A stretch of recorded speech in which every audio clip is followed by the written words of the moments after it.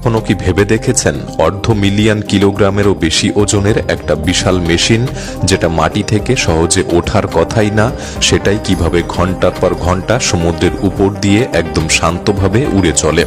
বিষয়টা যতটা অবিশ্বাস্য শোনায়, এর পেছনের বিজ্ঞান ততটাই চমকপ্রদ। আজ আমরা বিমান উড়ানের এই রহস্যটাই খুঁটিয়ে দেখতে চলেছি। আসলে কিভাবে এত ভারী একটা বিমান আকাশে ভেসে থাকে, কোন শক্তি তাকে উপরে ধরে রাখে, আর কেনই বা সেটা নিচে পড়ে যায় না। বিশ্বাস করুন, এই ভিডিওটা দেখার পর যখনই কোনো বিমানকে উঠতে দেখবেন আর আগের মতো করে দেখবেন না, কারণ আজকের ভিডিওতে আমরা এমন কিছু বিষয় জানাবো যা সত্যি আপনাকে অবাক করে দেবে।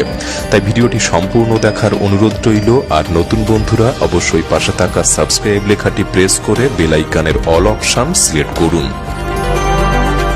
গোটা বিষয়টা কতটা বিশাল সেটা বোঝার জন্য একবার এয়ারবাস A380 এর কথা ভাবুন। এটা পৃথিবীর সবচেয়ে বড় যাত্রীবাহী বিমানগুলির মধ্যে একটি। এর টেক অফের সময় ওজন হয় প্রায় 575 টন, অর্থাৎ প্রায় একটা গোটা মাল বোঝাই ট্রেনের সমান।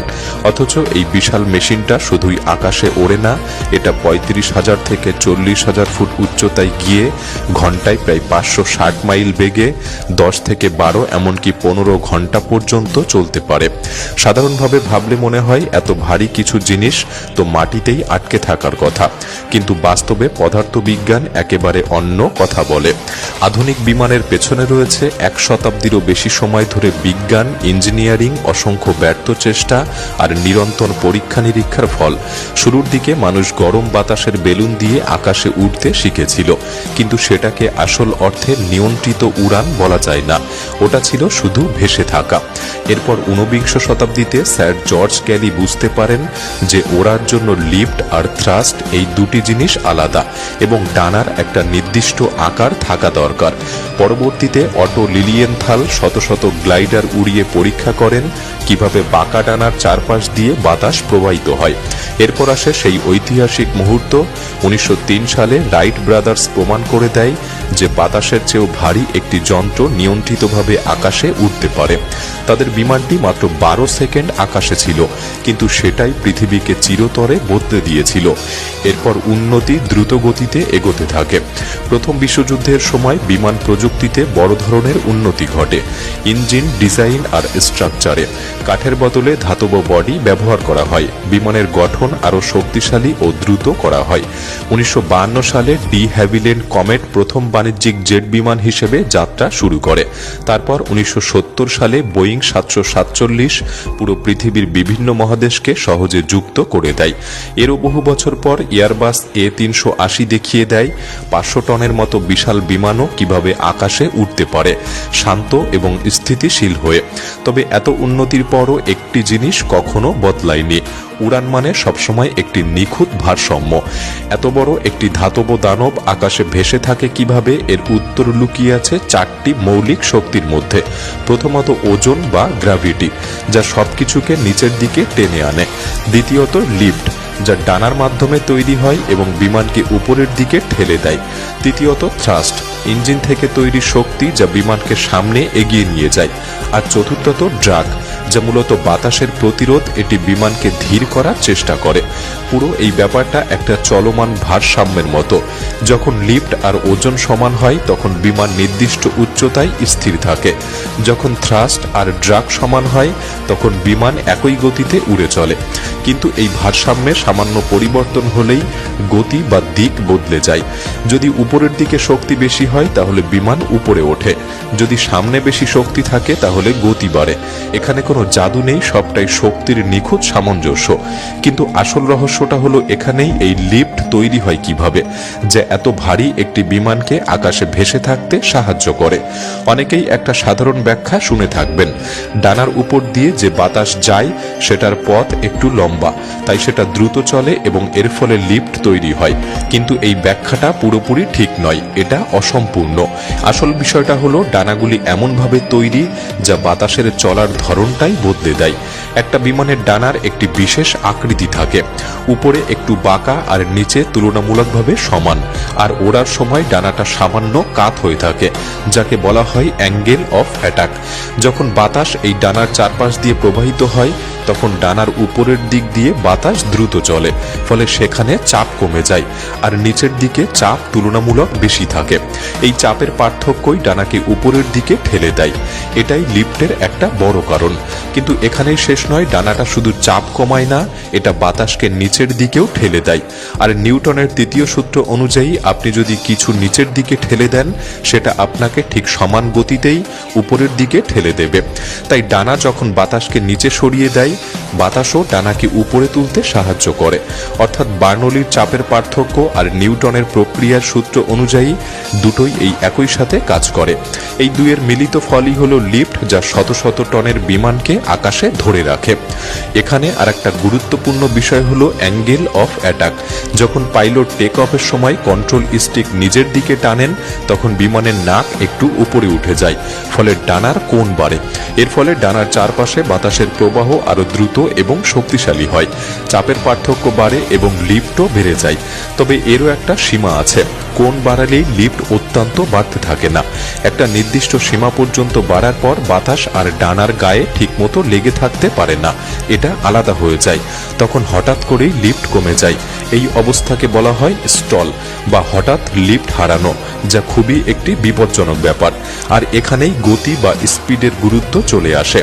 লিফটের ক্ষেত্রে একটা গুরুত্বপূর্ণ বিষয় হলো স্পিড যত বাড়ে, লিফট অনেক বেশি বাড়ে, কারণ এটা স্পিডের স্কোয়ারের উপর নির্ভর করে। সহজভাবে বললে, যদি স্পিড দ্বিগুণ হয় তাহলে লিফট 4 গুণ হয়ে যাবে, আর যদি স্পিড অর্ধেক হয় তাহলে লিফট নেমে আসে 1/4। এই কারণেই একটা বিমান রানওয়ে থেকে হঠাৎ করে লাফ দিয়েই উপরে উঠতে পারে না।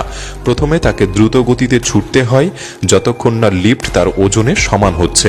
ঠিক সেই মুহূর্তেই বিমানটা মাটি ছেড়ে আকাশে উঠে যায়, কারণ তখন বিমানটা হালকা হয়ে যায় না, বরং তার উপর কাজ করা শক্তিগুলি একদম ব্যালেন্সে চলে আসে। আর একটা দিক থেকেও বিষয়টা বোঝা যায়, ডানাটা শুধু চাপের পার্থক্য তৈরি করে না, এটা বাতাসের গতির দিকও বদলে দেয়।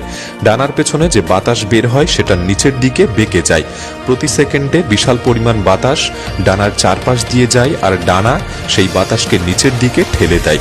এর ফলে বাতাসের গতি পরিবর্তিত হয়, আর সেই পরিবর্তনের প্রতিক্রিয়াতেই ডানা উপরের দিকে ঠেলে ওঠে। সহজভাবে বললে, বিমানটা আসলে বাতাসের সাথে ক্রমাগত যুদ্ধ করে, তাকে নিচের দিকে সরিয়ে নিজে উপরে উঠতে চায়। কিন্তু এখানে আরেকটি প্রশ্ন থেকে যায়, যখন বিমানকে ধীরে উঠতে হয়, যেমন টেক অফ বা ল্যান্ডিং এর সময়, তখন কি হয়? তখন কিভাবে লিফট ধরে রাখা হয়? আর এখানেই কাজে আসে ডানার বিশেষ কিছু অংশ। আপনি যদি টেক অফের আগে জানালার বাইরের দিকে তাকান, তাহলে দেখবেন ডানার আকার একটু বদলে যায়। পেছনের দিক থেকে ফ্লাপস বেরিয়ে আসে, আর সামনের দিক থেকে স্ল্যাটস বা ছোট অংশ এগিয়ে এসে একটা ফাঁক তৈরি করে। এই ছোট পরিবর্তনটাই আসলে অনেক বড় কাজ করে। বিজ্ঞানের দিক থেকে দেখলে এর 3টি বড় প্রভাব রয়েছে। প্রথমত, ডানার মোট কার্যকরী ক্ষেত্রফল একটু বেড়ে যায়। দ্বিতীয়ত, ডানার বাঁক বা কার্ভেচার অনেকটাই বেড়ে যায়।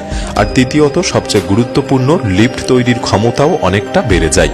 এর ফলে কম গতিতেও ডানা অনেক বেশি লিফট তৈরি করতে পারে।